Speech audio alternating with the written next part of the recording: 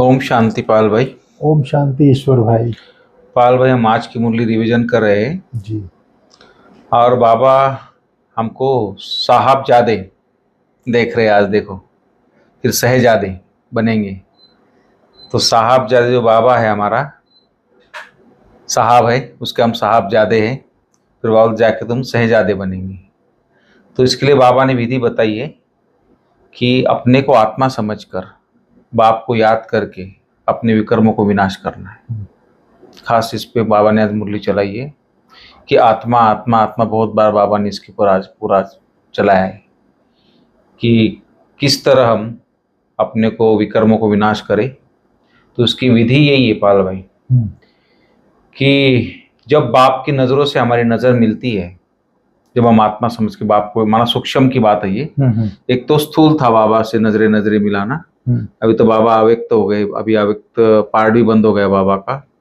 तो बाबा ने सूक्ष्म में बात कही है कि अपने को आत्मा समझ के वो अपने परम धाम में परमात्मा से नजर मिलाएंगे तो तुम्हारे सारे पाप भस्म हो जाएंगे और तुम आत्मा सत्व प्रधान बन के सतयुग के लायक बनेगी। तो वहां जाके शहजादा बनाएंगे। तो इसके ऊपर खास पाल भाई मुरली चलाई है। फिर बाबा ने कर्म अकर्म विकर्म की गति भी समझाई है, किस तरह या कर्म अकर्म विकर्म, तो किस तरह माया का राज है। यहाँ पर कोई सुखी नहीं आज की दुनिया में। सब कोई माया, 5 विकारों का राज है, हर कोई दुखी है। कहीं ना कहीं दुख। जैसे कल बाबा ने मुरली में बताया था कि दुखों की लिस्ट निकालो, कितने, कम से कम 101 दुख की लिस्ट निकालनी चाहिए। तो ऐसे आज भी बाबा ने बोला कि इस दुनिया में कोई सुखी है ही नहीं, एक बाप ही है जो इन दुखों से छुड़ाता है। तो बस इतनी सी बात को समझना है और सब देह और देह की दुनिया से ममत्व संबंध तोड़कर एक बाप को याद करना है। तो हम सत्व प्रधान बन के घर जाएंगे, सतयुग में देवी देवता पद को प्राप्त करेंगे। तो इस तरह बाबा की आज लहर है मुरली की। तो आप थोड़ा डिटेल बताएंगे बाबा ने और भी क्या क्या शिक्षाएं दी पाल भाई। ओम शांति ईश्वर भाई। ओम शांति। आज हम लोग 12 जुलाई 2024 की मुरली रिवीजन कर रहे हैं जी। आज बाबा ने कहा है तुम साहबजादे सो सहजादे बनना है। तुम्हें साहबजादे सो सहजादे बनना है जी। इसलिए याद की यात्रा से अपने विकर्मों को भस्म करो। बिल्कुल। साहबजादे सहजादे और याद की यात्रा से विकर्मों को भस्म करना है जी। अभी हम साहबजादे हैं। साहब कौन है? साहब तो बाबा ही, परमात्मा। परमात्मा शिव बाबा ही साहब है जी, जो कल्प में एक बार सृष्टि के परिवर्तन की बेला में आते हैं। आज बाबा ने कहा है ना, यदा यदा ही धर्मस्य ग्लानिर् भवति भारत। तुम निमंत्रण देते हो तो मैं आता हूँ जी। तो बाबा ने कहा जब एक बार आता है तब हम उसकी पहचान मिलती है, तो हम साहबजादे बन जाते हैं जी। फिर भविष्य में हमारा जो अगला जन्म होगा, अभी कलयुग परिवर्तन होकर सतयुगी दुनिया आने वाली है जी। दुख की दुनिया से परिवर्तन होकर सुख की दुनिया आने वाली है जी। वहां सहजादे जैसा जीवन होगा। राजा महाराजाएं तो महाराजा होंगे, सहजादे होंगे ही जी। लेकिन अभी जो राजयोग सीख करके पुरुषार्थ कर रहे हैं हर एक मनुष्य आत्माएं, वहां पर सहजादे जैसा ही जीवन होगा, कोई दुख का नाम निशान नहीं होगा जी। इसलिए बाबा कहते हैं याद की यात्रा से अपने अभी जो विकर्म किए हुए हैं, 63 जन्मों से जो हमने विकर्म किया है, याद की यात्रा से भस्म करो विकर्मों को जी। क्योंकि जब हम जान गए अपने आप को, मैं एक आत्मा हूँ, शरीर नहीं हूँ, और मेरा पिता परमात्मा है, मैं ज्योतिर्बिंदु स्वरूप हूँ, मेरा पिता ज्योतिर्बिंदु स्वरूप है जी। तो मैं बुद्धि ने जान लिया, मान लिया, उस अनुसार चल रहा हूँ। जानना मानना चलना, मैं आत्मा हूँ, मेरा पिता परमात्मा है। इस स्मृति में रहना ही परमात्मा की याद है। इससे ही विकर्म विनाश होते हैं। बिल्कुल सही। फिर बाबा ने कहा किस एक विधि से तुम्हारे सब दुख दूर हो जाते हैं। बाबा ने कहा तुम अपनी नजर बाप की नजर से मिलाते हो, नजर मिलाने से तुम्हारे सब दुख दूर हो जाते हैं। क्योंकि अपने को आत्मा समझकर बाप को याद करने से सब पाप कट जाते हैं। यह है तुम्हारी याद की यात्रा। तुम देह के सब धर्म छोड़ बाप को याद करते हो, जिससे आत्मा सतो प्रधान बन जाती है। बिल्कुल। तुम सुख धाम के मालिक बन जाते हो। सतो प्रधान माना सच्चा सोना, उसमें कोई अलाय मिक्स नहीं होता जी, कोई विकर्म नहीं होता, एकदम प्योर शुद्ध सच्चा सोना बन जाती है जी, सच्चा बन जाती है आत्मा, सतो प्रधान बन जाती है। फिर आज बाबा ने कहा है अपने को आत्मा समझ कर बैठो। शिव भगवान आज शिव बाबा का समझाते हैं अपने बच्चे अपने को आत्मा समझ कर बैठो, क्योंकि तुम सब ब्रदर हो, एक बाप के बच्चे हो, एक बाप से ही वर्षा लेना है, हूबहू 5000 वर्ष पहले माफिक जी, जैसे बाप से वर्षा लिया था। बाबा ने कहा तुम सूर्यवंशी अर्थात विश्व के मालिक कैसे बन सकते हो, मुझ अपने बाप को याद करो जी। तुम सब आत्माएं भाई भाई हो, ऊंचे ते ऊंचा भगवान एक ही है, उस सच्चे साहब के बच्चे सब साहबजादे हैं। यह बाप बैठ समझाते हैं, उनकी श्रीमत पर बुद्धि का योग लगाएंगे तो तुम्हारे सब पाप कट जाएंगे, सब दुख दूर हो जाएंगे। बाप से जब हमारी आंखें मिलती हैं तो सब दुख दूर हो जाते हैं। आंख मिलाने का अर्थ समझाते हैं बाबा।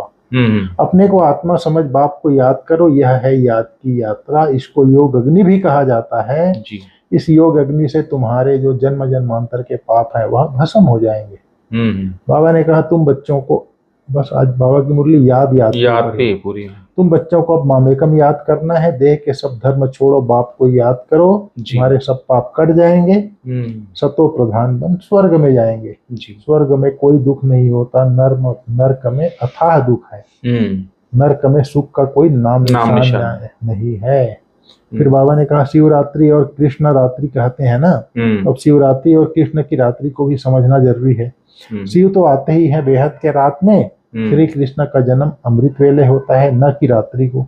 शिव की रात्रि मनाते हैं परंतु उनको कोई तिथि तारीख नहीं है। श्री कृष्ण का जन्म होता है अमृत वेला, अमृत वेला सबसे शुभ मुहूर्त माना जाता है जी। अमृत वेला श्री कृष्ण का पैदाइश होता है जी। बाबा ने कहा बाप कहते हैं तुम सब भाई भाई हो, मैं तुम्हारा बाप हूँ। मैं 5000 वर्ष पहले आया था, तब तो शिव जयंती मनाते हो जी। स्वर्ग में कुछ मनाया नहीं जाता, समझ में आया जी। स्वर्ग में कुछ नहीं मनाया जाता, शिव जयंती होती है जिसका फिर भक्ति मार्ग में यादगार मनाया जाता है जी। यह गीता एपिसोड चल रहा है। बाबा ने कहा लक्ष्मी नारायण विश्व के मालिक थे, 5000 वर्ष की बात सुनाते हैं। इन्होंने कैसे यह जन्म पाया, कौन से कर्म किए जो यह बने। कर्म अकर्म विकर्म की गति बाप समझाते हैं। सतयुग में कर्म अकर्म हो जाते हैं। यहाँ तो रावण राज्य है, रावण राज्य होने के कारण कर्म विकर्म बन जाते हैं, इसलिए इसको पाप आत्माओं की दुनिया कहा जाता है। लेन देन भी पाप आत्माओं से ही है। पेट में ही बच्चा होता है तो सगाई कर देते हैं। कितना क्रिमिनल दृष्टि है, यहाँ है ही क्रिमिनल आई। सतयुग को कहा जाता है सिविलाइज्ड। यहाँ आंखें बहुत पाप करती है, वहां कोई पाप नहीं करते। सतयुग से लेकर कलयुग अंत तक हिस्ट्री ज्योग्राफी रिपीट होती है। जब दो व्यक्ति का एक समय में शादी होता है तो एक स्त्री गर्भवती होती है, दूसरी स्त्री गर्भवती होती है, तो उन लोग संबंध जोड़ लेते हैं। तेरा बेटा होगा, तेरी बेटी होगी, तो तेरी लड़की मेरे घर आएगी, और ये इसकी लड़की होगी, तेरा लड़का होगा तो तेरे घर जाएगा। पहले से ही गर्भ से ही पहले होता था ऐसे, आजकल नहीं होता, पहले होता था। हाँ पहले होता था, बाबा के जब बोला है उस समय तो होता था। बाबा की जब मुरली चली, नहीं मैं जब बच्चा था छोटा तब भी मैं देखता जब होता था ऐसे। ऐसे तुम बाबा कहता है कितना क्रिमिनल आई था। बाबा ने कहा सारा मदार है पतित और पावन होने पर, इसलिए बाप कहते हैं काम महाशत्रु है, इसको जीतने से ही तुम जगत जीत बनेंगे जी। सारा मदार किस पर है, पतित और पावन होने पर जी। रावण राज्य होता है तो पतित बनते हैं, जब बाप आते हैं तो पावन होते हैं, इसलिए सारा मदार है पतित और पावन होने पर। इसलिए पतित से पावन होने पर, इसलिए बाप कहते हैं काम महाशत्रु है, इसको जीतने से तुम जगत जीत बनेंगे। आधा कल्प पवित्र दुनिया थी जिसमें श्रेष्ठ देवता थे, अब तो भ्रष्टाचारी हैं। एक तरफ कहते भी है यह भ्रष्टाचारी दुनिया है, फिर सबको श्री श्री कहते रहते हैं, जो आता है वह बोल देते हैं।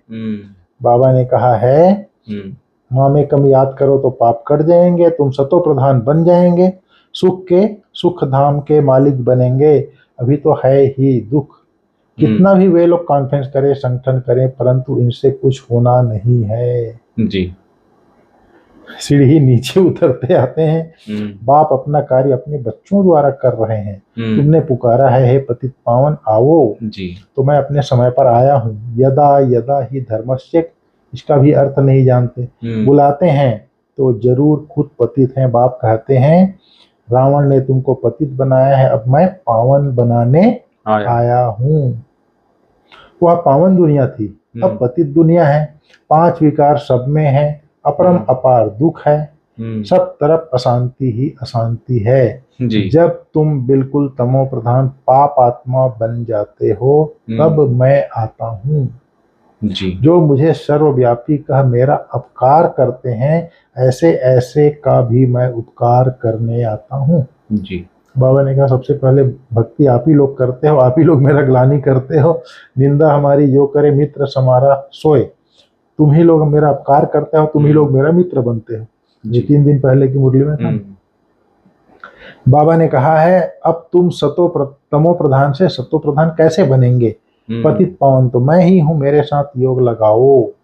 भारत का प्राचीन राजयोग यह है, आएंगे भी जरूर गृहस्थ मार्गम। कैसे वंडरफुल रीति आते हैं, यह पिता भी है तो माँ भी है। कौन? ब्रह्मा। क्योंकि गौमुख चाहिए जिससे अमृत निकले, यह माता पिता है। फिर माताओं को संभालने के लिए सरस्वती को हेड रखा, उनको कहा जाता है जगदम्बा। काली माता कहते हैं, पर काले कोई शरीर होते हैं क्या? बाबा पूछता है। श्री कृष्ण को काला कर दिया है क्योंकि काम चित्ता पर चढ़ काले बन गए, आत्मा काली बन गई जी। शरीर भले गोरा होता है, बाबा ने कहा, लेकिन आत्मा काली बन गई है।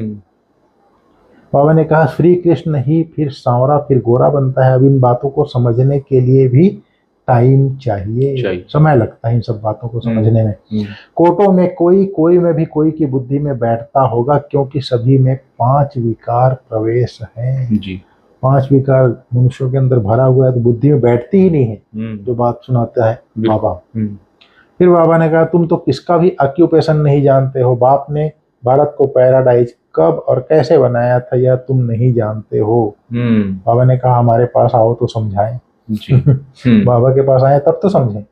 84 जन्म कैसे लेते हैं? 7 दिन का कोर्स लो तो तुमको 21 जन्म के लिए पाप आत्मा से पुण्य आत्मा बना देंगे। 7 दिन का कोर्स किया माना उसका भाग्य बन गया जी। 21 जन्म के लिए पाप आत्मा से पुण्य आत्मा बन जाएंगे। बाबा ने फिर कहा है कर्म अकर्म विकर्म की गूढ़ गति जो बाप ने समझाई है वह बुद्धि में रख। पाप आत्माओं से अब लेन देन नहीं करना है। बाबा ने कहा श्रीमत पर अपना बुद्धि योग एक बाप से लगाना है, सतो प्रधान बनने का पुरुषार्थ करना है जी। दुख धाम को सुख धाम बनाने के लिए पतित से पावन बनने का पुरुषार्थ करना है। क्रिमिनल दृष्टि को बदलना है जी। बाबा का वरदान है नॉलेजफुल बन, सर्व व्यर्थ के प्रश्नों को यज्ञ में स्वाहा करने वाले निर्विघ्न भव। जब कोई विघ्न आते हैं तो क्या, क्योंकि अनेक प्रश्नों में चले जाते हो जी। प्रश्न चित बनना अर्थात परेशान होना। नॉलेजफुल बन, यज्ञ में सर्व व्यर्थ प्रश्नों को स्वाहा कर दो तो आपका भी टाइम बचेगा और दूसरों का भी टाइम बच जाएगा जी। इससे सहज ही निर्विघ्न बन जाएंगे। निश्चय और विजय जन्म सिद्ध अधिकार है, इस स्थान में रहो तो कभी भी परेशान नहीं होंगे। उस दिन रानी बहन ने मधुबन निवासियों का जब क्लास करा रही थी तो नशे में रहो, निश्चय और विजय हमारा जन्म सिद्ध नशा रहे हर समय। तो नशा का शब्द को न और सा है तो आगे उसको आगे पीछे करेंगे तो शान होता है, और जो शान में नशे में रहेगा वो शान में रहेगा, तो शान में रहेगा वो परेशान नहीं होगा जी। तीन बातें बताई थी रानी दीदी जी। बिल्कुल। तो नॉलेजफुल बन अर्थात ज्ञान स्वरूप बन, यज्ञ में सर्व व्यर्थ प्रश्नों को स्वाहा कर दो तो आपका भी टाइम बचेगा, दूसरों का भी टाइम बच जाएगा और सहज ही निर्विघ्न बन जाएंगे। निश्चय और विजय जन्म सिद्ध अधिकार है, इस शान में रहो तो कभी भी परेशान नहीं होंगे। आज का स्लोगन है सदा उत्साह में रहना और दूसरों को उत्साह दिलाना, यही आपका ऑक्यूपेशन है, यही आपका कर्तव्य है, यही आपका धंधा है। बिल्कुल। उत्साह में रहना है, भगवान मिला है, हम कौन है? Holiest, highest, luckiest, richest in the world है। इस उत्साह में रहना है। हम ब्राह्मण हैं, ब्राह्मण अर्थात राजयोगी, शुद्ध पवित्र मर्जीवा जन्म वाला। उत्साह में रहना है और दूसरों को भी इसका स्मृति दिला करके उत्साह दिलाना है, यही हमारा ऑक्यूपेशन है, धंधा है, कर्तव्य है। ठीक है भाई साहब जी। ओम शांति। ओम शांति।